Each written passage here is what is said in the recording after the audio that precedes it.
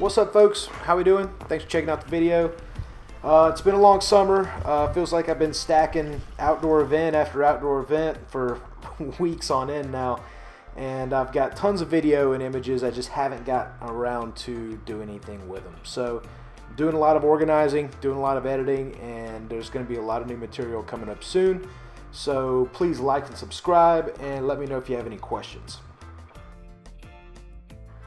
So in this video, we're going to talk about coolers, philosophy of use, and different style coolers and using them for different things.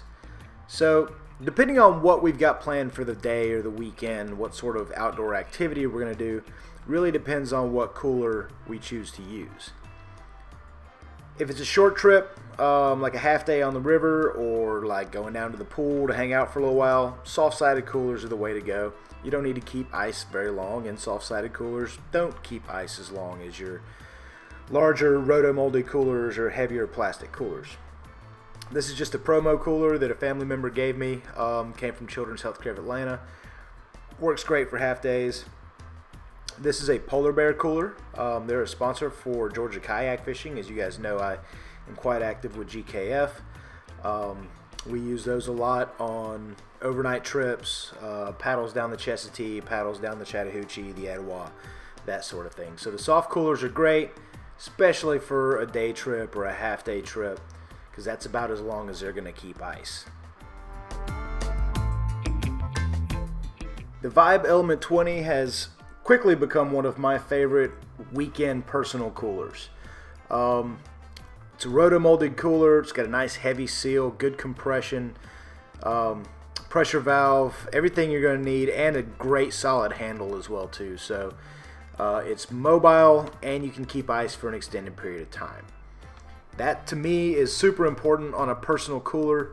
If I were guiding people for a weekend, or maybe car camping or truck camping with a group of people, I'm going to opt for a larger cooler at that point. But if I'm covering for myself that weekend, running on a solo trip, going fishing or whatever, the Vibe Element 20 is going to be the one I choose.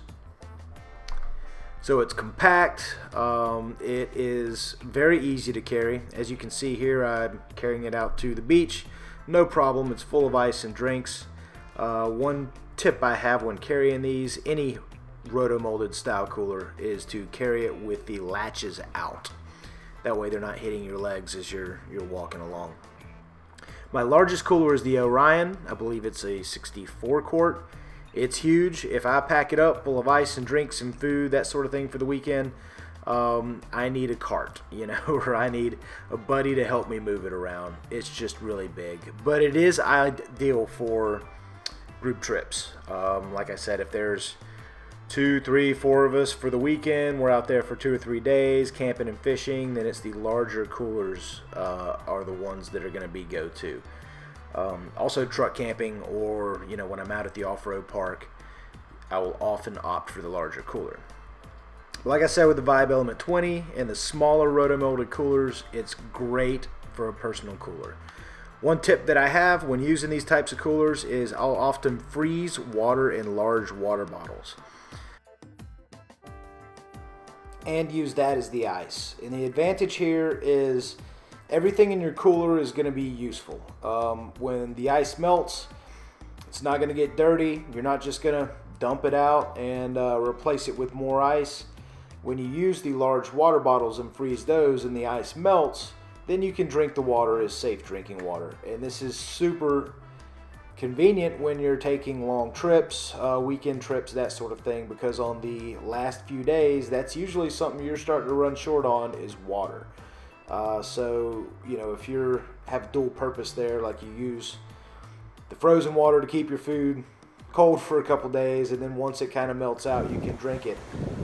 It's a huge force multiplier. You can go a little bit longer by doing that.